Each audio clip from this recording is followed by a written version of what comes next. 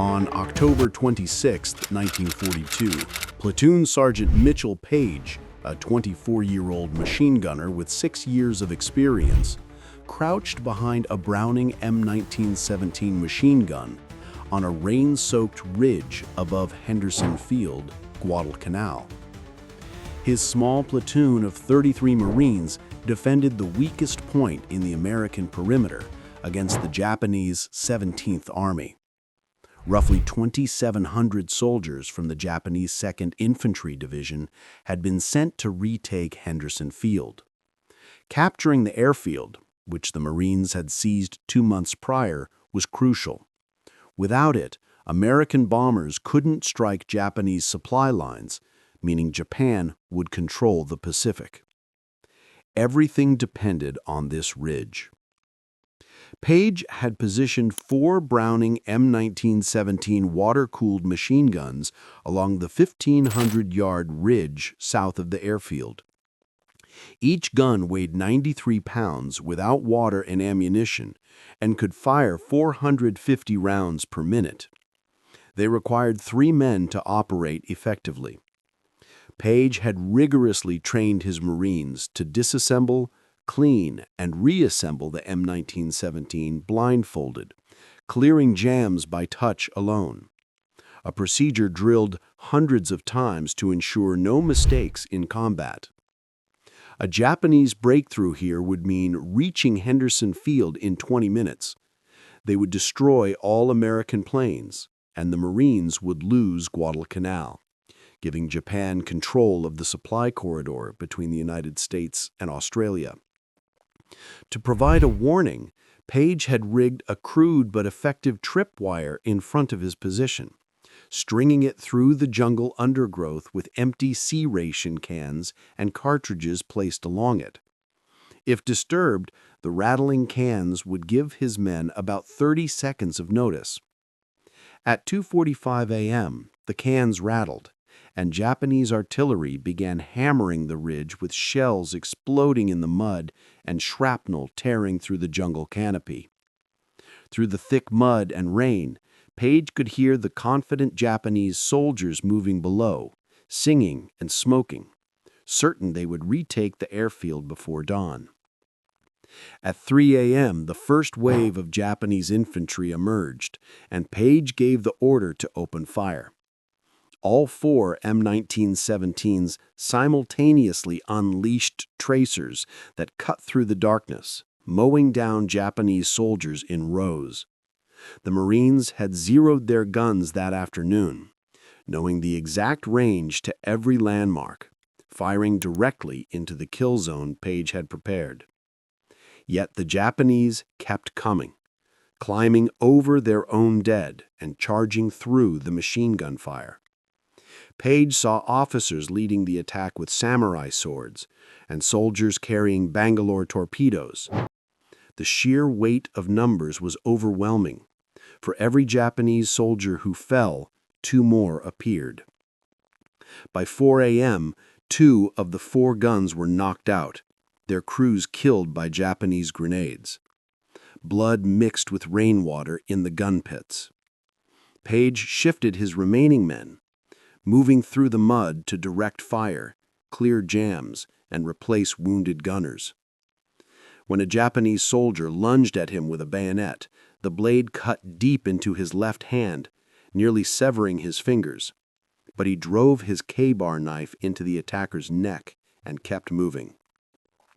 By 5 a.m., only 1 gun was still firing. 30 minutes later, he realized he was alone. All 32 men in his platoon were either dead or wounded.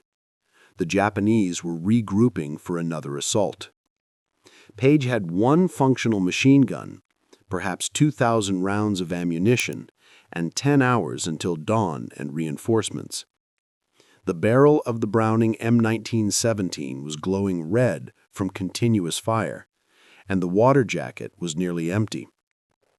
The gun required a 3-man crew, a gunner, a loader, and an ammunition and water carrier.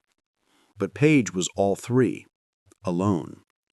Reloading the 250-round belt took time, and the water jacket had to be refilled or the barrel would warp and the gun would jam permanently. The next Japanese wave hit at 6 a.m., and Paige opened fire, the gun bucking against his shoulder as spent casings piled up.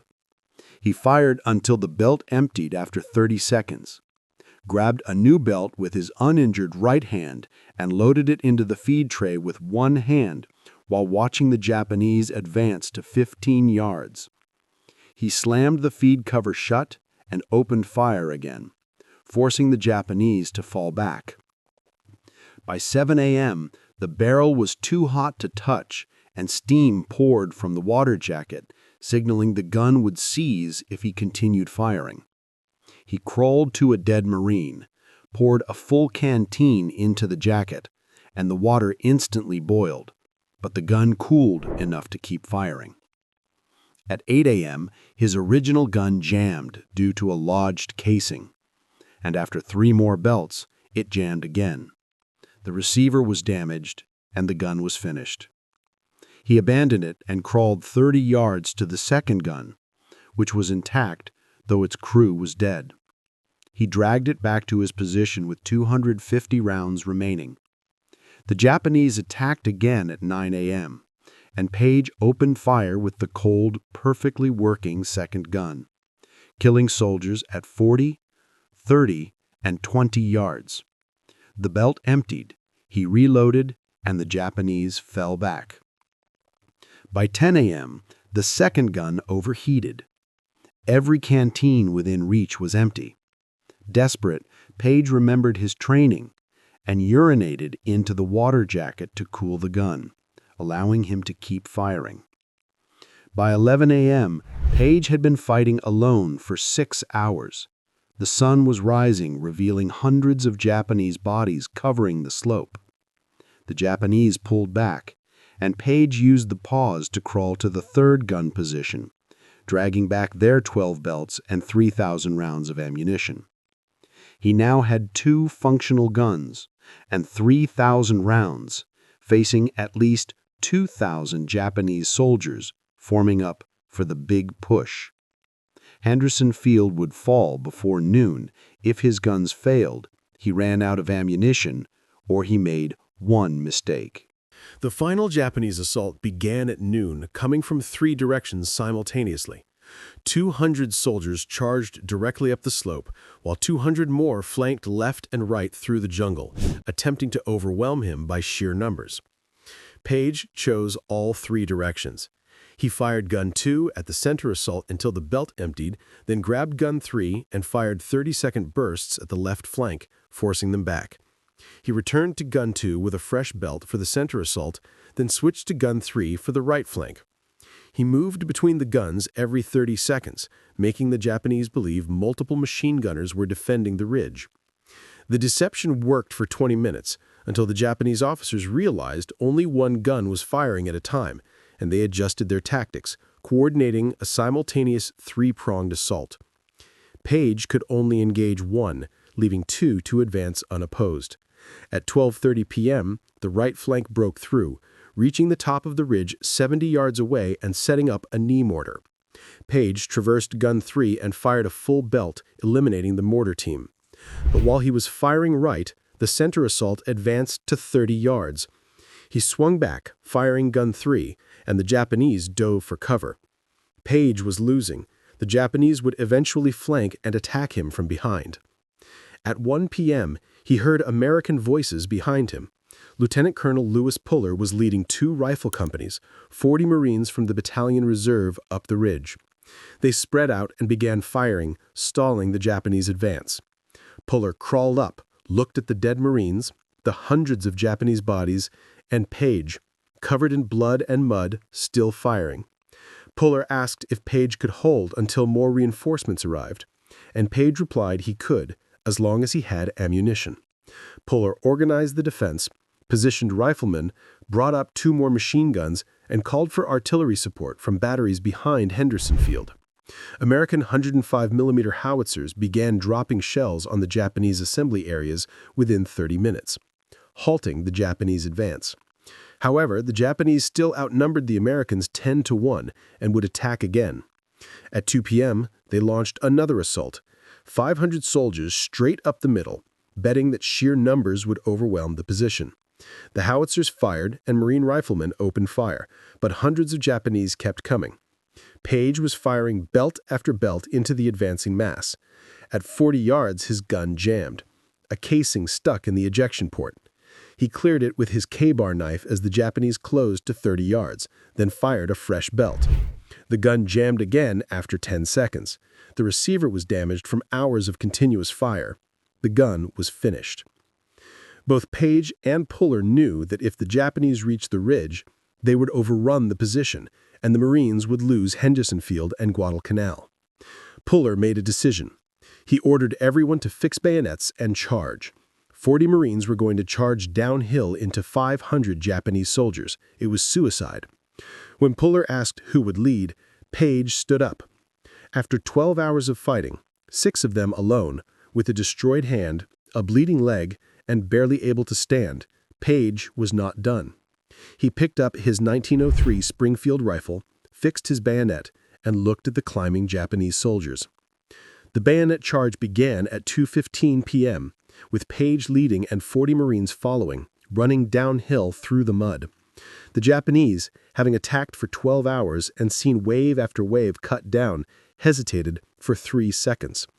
Despite the overwhelming odds, the front ranks of the Japanese assault saw the Marines charging and looked at their hundreds of dead comrades on the slope, making a calculation. The front ranks broke and ran. Officers tried to stop them with swords, but the entire front line of the Japanese assault collapsed into a rout. Paige hit the Japanese line at a full run, driving his bayonet into the first soldier. When the blade stuck, he dropped the rifle and drew his K-bar knife. He blocked a rifle swing with his left arm and stabbed the attacker, then kicked another soldier and stabbed downward as the man fell. The Marines spread out, engaging in close combat with bayonets, knives, and rifle butts.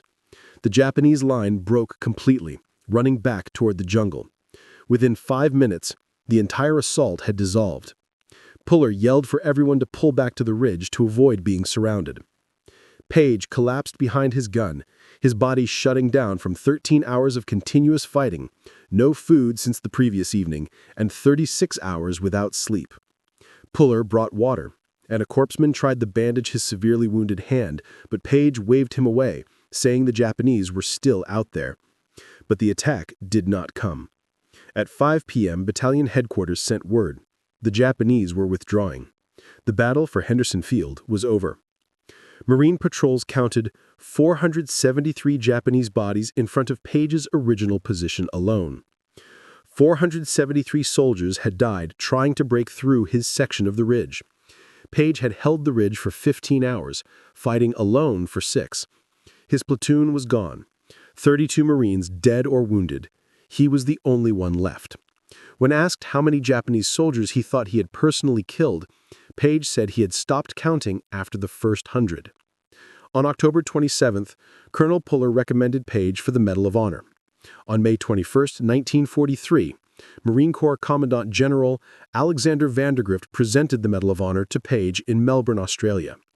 Paige mailed the medal home to his parents and returned to combat, fighting at Cape Gloucester and in New Guinea. The most conservative estimate determined that Paige personally killed 140 Japanese soldiers during the 6 hours he fought alone. The Browning 1917, designed by John Moses Browning, fired .30 caliber rounds at 450 rounds per minute, using a water-filled cooling jacket to prevent the barrel from warping. It required 3 men minimum to move, and effective combat operation required constant coordination between the gunner, loader, and ammunition bearer. Paige's 6 years of training, 72 months compared to the 6 months most machine gunners had, and tens of thousands of rounds fired, gave him an expertise where the gun became an extension of his body. He knew instinctively how the weapon behaved, how to clear a jam, and when the water jacket needed refilling. This expertise helped him survive the first 2 hours alone. However, surviving 6 hours of sustained combat, operating multiple guns, reloading belts with a bayonet wound, and fighting while completely exhausted defies medical standards. Medical studies found that peak performance in high stress lasts about 2 hours, with fine motor skills and decision-making rapidly deteriorating after that. Adrenaline, which provides short bursts of energy, cannot be sustained for 6 hours. Historians suggest a combination of factors. Adrenaline provided initial energy. Paige's intense training created deep muscle memory, allowing him to operate the guns automatically even while exhausted. But the psychological factor was perhaps strongest. Paige knew if he stopped, Henderson Field would fall, the Marines would lose Guadalcanal, and Japan would control the Pacific. This strategic understanding created an imperative stronger than physical exhaustion. Yet there was a fourth factor. Paige was fighting for the 32 dead Marines lying in the mud around him. Men he had trained, men he had led, who trusted him and were now dead. As long as he could fire a gun, their deaths would mean something. The ridge would hold, and their sacrifice would not be for nothing. The battle for Henderson Field from October 23 to 26, 1942, saw the Japanese commit 7,000 troops against 3,000 Marines and soldiers. Paige's defense of the southern approach was critical. 2 nights before Paige's stand, Sergeant John Basilone, commanding another machine gun section, faced a similar attack of 3,000 Japanese soldiers. Basilone continuously ran through Japanese fire to retrieve ammunition, repaired knocked-out guns, and fought for 15 hours, his section killing about 900 Japanese. Both Paige and Basilone received the Medal of Honor, 2 recipients from the same battalion in the same battle, separated by 2 miles of jungle.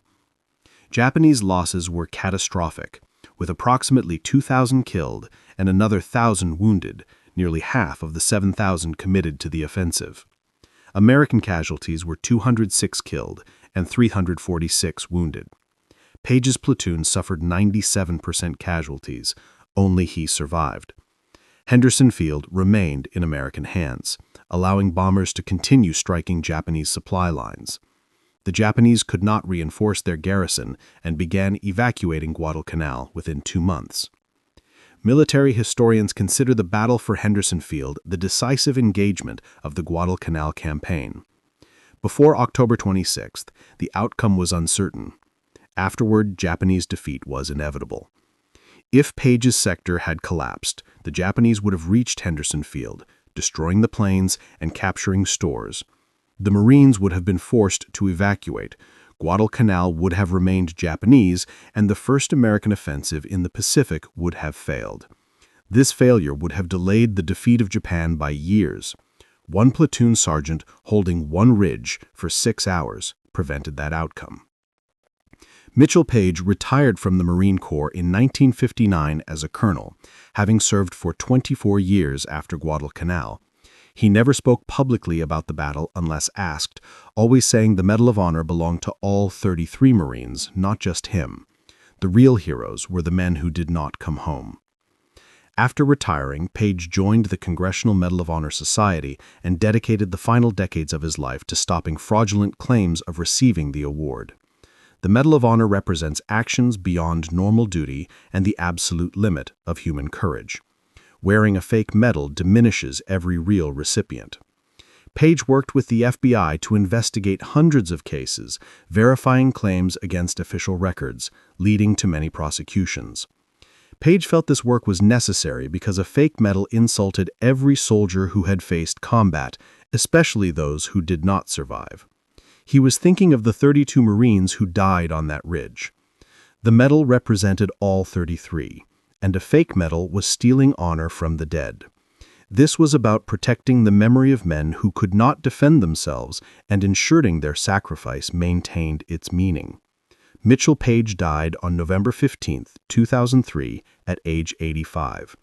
He was the last surviving Medal of Honor recipient from the Guadalcanal campaign.